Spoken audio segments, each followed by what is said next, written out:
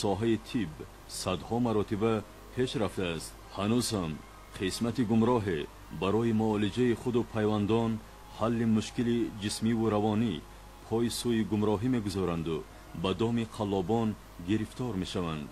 роҳи наҷоти худро аз мушкилоти зиндагӣ дар хурофотпарастӣ дида тақдири худро ба дасти ашхосе вогузор мекунанд ки дину оинро ба сарчашмаи даромади худ аз ҳисоби киссаи мардум табдил доданд. зану мард, пиру ҷавон ончунон дар банди ҷаҳлу хурофот дармонданд ки паси дарвозаи боном муллоҳои шифокору бахткушо соатҳо навбатпоӣ ва ҳатто шабзиндадорӣ мекунанд, бехабар аз он ки паси парда, яъне дар дохили хона байни ин муллои дайдуи қаллоб ва худобехабар бо ин тоифа занону духтарони бесаводу раҳгумзада чӣ мегузарад. ҳатто ҳолатҳои ҷой доранд ки баъзе аз мардон ҳамсари худро назди муллои фосиқ меоранд, занро дохили хона месозанду худ пушти дарвоза мемонанд. чунин муллоҳои фосиқ ба номуси онҳо расида ҳатто аз ин сайдҳои ба даст афтода музд местонанд. инҷо суоле моро хотирпарешон месозад ки дар замони пешрафти илму маърифат ва рушди техникаву технологияи муосир мо ба куҷо равонем? мутаассифона ҳоло ҳам дар ҷомеа ақидаҳои асри миёнагии шифоёбӣ аз тӯмору таштоб ва хурофотпарастии иҷтимоӣ ки ташкилоти террористиву экстремистӣ собиқ ҳизби наҳзати ислом инро пуштибонӣ мекунад ҷой дошта тавассути ин муллотарошон роҳандозӣ мегардад. мардуми корафтодаву бемор аз ҷиҳати камсаводӣ содалавҳу гумроҳ бо умеди раҳоӣ аз мушкилии хеш куркурона бо як гурӯҳи хурофотпарасту ҷаҳолатпеша бовар мекунанд. яке аз чунин муллоҳои риёкор Талбеков Тоҷиддин Худойдодович, зода ва истиқоматкунандаи хоҷагӣ ба номи Файзали Саидов, ҷамоати Бохтариён, соли таваллудаш 1978, оиладор, соҳиби ду ҳамсар ва 7 фарзанд мебошад. дар минтақаи Бохтари вилояти Хатлон ӯро бо номи Мулло Тоҷиддин мешиносанд. ӯ дар оилаи мулло ба вои расида қадами нахустинашро дар пайроҳаи хурофот дар назди падараш Мулло Худойдод гузоштааст. 17 соли умри касофаташро сарфи сабақгирӣ дар назди муллоҳои маъруфи водии рашту собиқ ноҳияҳои Қумсангир, Бохтар ва шаҳри Қурғонтепаи вилояти Хатлон ва дар таълимгоҳҳои динии кишварҳои минтақа кардааст. аз шогирдони наздиктарину содиқтарини аъзоёну саркардагони ташкилоти террористиву экстремистӣ собиқ ҳизби наҳзати ислом эшони Саид Ашраф, Мулло Абдулло Раҳимов ва Мулло Маҳмуди Ҷайҳунӣ, Мулло Муҳаммадии Қумсангирӣ ва Мулло Садриддини Қаландари Бохтарӣ будааст ва ҳамзамон ӯ худро пайрави Шайх Темур ва дигарон дониста 2 дафъа маросими ҳаҷро низ ба ҷо овардааст.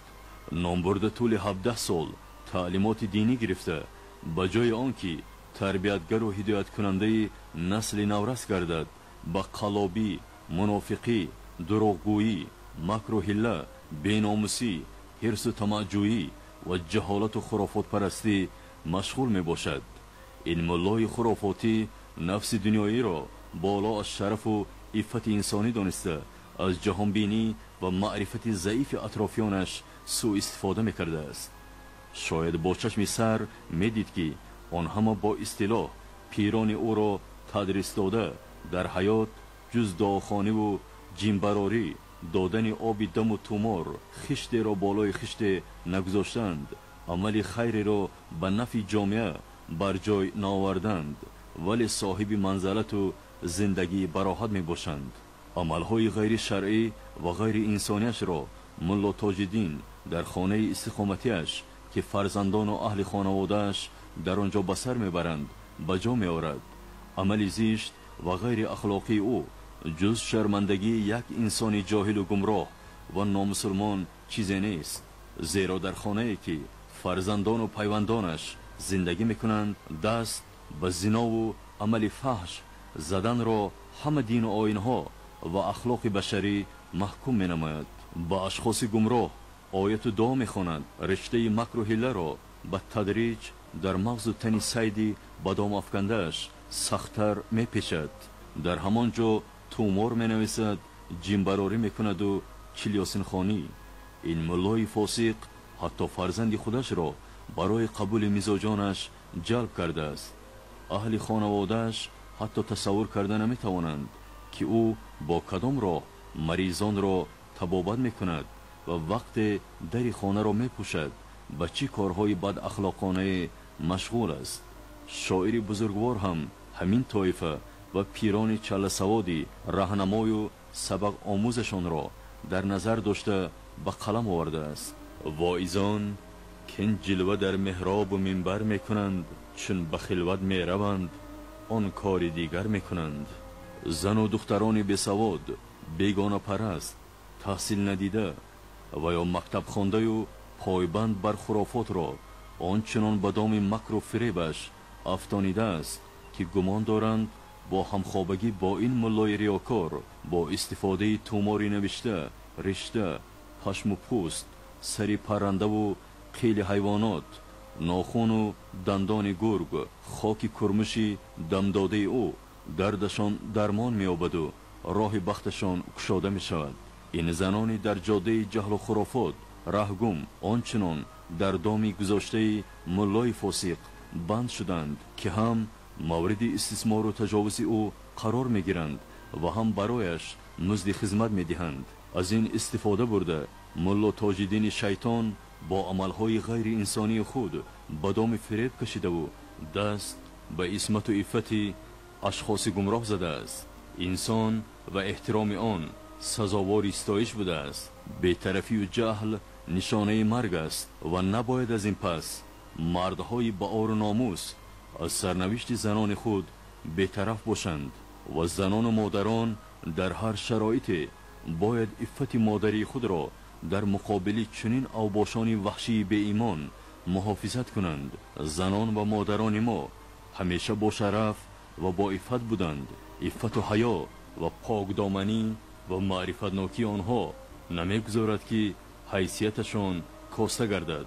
امروز وقت رسیده است که آنها را از چنین بحرانها و دعوت خرافاتیان و افراطگرایان محافظت باید ساخت. نگه همیدان اخیر که ده سه بار برو بیو چند بار نکی تکلیف میکرد که خطا که کرای چرز امو ماده تلفونم ده پرتو ده سه بار پرو 20 روز پس بیو گو رستنامه پرتو میرم شل بو بهشون دام میگیرم میگه گوی خود بگوی من کت سکس میکنم که فراموش نمیکنی گفته بگیم روی کاری بوشه کنیاب بخره و عرق بخره حیرانشون خیلی ایجانا قبیل بعد گفتم اکنون چه کسی گفتم تاس نکرده که پیشون شکلدم که نه بود یه روز دیگه هم اومده بودم خونهشون با سر کشه و چشم کنه شرمنده نشن یا پسر دیگه هم نبود و اینجا من دختره کنسیمونو امیلادور کده بود من میمیه کارشو بود میکنم بعد میام به اچرو میدرویم. مطابق قانونگذاری و کودکس عائله جمهوری تاجیکستان در کشور در یک وقت داشتن دو همسر منع است، اما ملا تاج الدین فاسق همزمان با 2 نفر عائله برپا کرده از زندگی یک جایه با همسر یکم گدای و نگینه خال محمد داونه صاحب 5 فرزند و از عائله دویمش نجیما و شهلا 2 فرزند دارد. عائله دویم گفتم کبیری در همشفت خانه ما و دیگر سید ابراهیم عائله صاحب 2 عائله، سید ابراهیم نظر عائله 3 عائله و دیگر اونهایی که داشتن مثلا همه 2-3 عائله داشتن مثلا یا که مثلا محمد رضایی مثلا میکرد که مقصود یک وقت مقصود بخش فرهنگی بود صاحب 2 عائله. ما حیران مثلا وقتی اونها مثلا دفاع اسلام میکنن پس تلقین اونها فقط به خاطر 2 عائلگی است که مثلا قانون جمهوری اسلامی است، قانون کنستیتوسیونی سرقانون اسلام مثلا مخالف چی است؟ زنگی است. درست مثلا خیلی بگذار مثلا اگر چنده که نکاح قانون رو مان میکند چرا آنها با نفرهای ازدواج نکردن که آنها یتیم دارن یا مثلا محتاج هستن؟ همه صاحب خونه هستن، همه نرمانی مثلا دیگه دارن. آنها با زنها ازدواج میکردن که بینهایت متمول بوی هستن و دارای مثلا که مثلا قصر آشون است. یگان نفر آنها تا جایی که من میدانم آنها با زنهای ازدواج نکردن که مثلا آنها از طبقه پس جامعه بشن. از سال 1997 این جانب در یگان جا کار نکرده است. دفترچه مهنتی عموما ندارد. با راه مکر و حیله و باوری ساکنان در آمده با دعاخوانی، تومارنویسی، جنبراری، گرم و خنک کردن گویا آنها را از بیزوریاتی، فشار بلندی، بیماری های دل، دیابت قند، عصب، عضوهای هاضمه، معده و روده و غیره تبابت میکرد. از مبلغ های حرامی از شهروندان رهگم و عقل باخته رویاندهش ملا تاج الدین فاسق صاحب خانه با حشمت نقلیات های گرانبهای تمغه لکسوس و بی ام وی ایکس 6 گشته است. برای این ملای فاسق تقدیر و سرنوشتی انسان ها سر خسی اهمیت ندارد. برایش مهم آن است که جیبش پر باشد و نفسش آرام. با وجود آنکه در کشور تمام تدبیرها برای پیشگیری پنه‌شوی بیماری سرایتی کرونا ویروس روانه گردیدند، ملا تاج الدین فاسق آنها را صرف نظر کرده ساکنان زیادی را در محیط فحش خانه خود جمع می آورد و حیات و سلامتی آنها را زیر خطر می گذارد. بارها شاهد حال گشتیم که چنین روسیاهان پس از آنکه عملهای ننگین و ناجوانمردانه‌شان آشکار می شود اظهار پشیمانی می کنند، راه خلاصی می جویند. ولی چنین جنایتکار باید حتما در نزد قانون جواب گوید. پنج از سومون میارم خیلی از فردم 6 از سومون میارم یک تا اویانده در بوتیست اما بو در پوها در خیزمان. طبق مقررات ماده 141 قسم 1 کودکس جنایتی جمهوری تاجیکستان نسبت این ملای خودفروخته و افراطی پرونده جنایتی آغاز گردیده تفتیشات ادامه دارد. ملا تاج الدین فاسق به جزا گرفتار خواهد شد، ولی ما باید از آن افسوس خوریم که هنوز هم شهروندانی داریم که پایبند عقیده و آینده سعادت بار نباید دیگر افراط و خرافات و جهل جای داشته باشد. جنگ خانمانسوزی شهروندی در کشور محض نتیجه چنین جهل، خرافات، فناتیزم و افراطگرایی توده های وحشی بیوطن بود که نتیجه های ناگواری آن را تا حال ملتی با شرافت تاجیک تحمل میکند. نتیجه خرافات پرستی بود که امروز گروهکی که حالا در اروپا خود را حامی دین و دیانت و ملت و خلق اعلان داشته از حقیقت و صداقت سخن میگوید. ریشه پیوندی تلبیک و دیگر افراطگرایان می باشد. نمایندگان این گروهک میخواهند با عقیده و مفکوره عاقب مانده و کهنه باز مردم را به خرافات و جهالت، جنگ و خونریزی و خانه ویرانی به گرداب بلا و آفتهای سالهای 90 عصر 20 مبتلا سازند. قابل ذکر است که عاقبت خرافات و جهالت، فناتیزم دینی، این جنگ و خونریزی و خانه ویرانی است. آیا قتل جوان دختری آگاه و دانشور با نام فرخنده در خاک جمهوری اسلامی افغانستان برای ما سبق نیست؟ البته قتل و زیر پا نمودن این دختری بیگناه نتیجه افراطگرایی و خرافات پرستی بود که برای انسانیت پند و اندرز بزرگ محسوب می گردد تا جهانیان همه با هم در مقابل افراط و خرافات و دهشت افکنی همیشه باید مبارزه کنند. این مشکلات است که در عصر 21 زندگی کرده از آن یادرس شدن خیلی شرم‌آور است.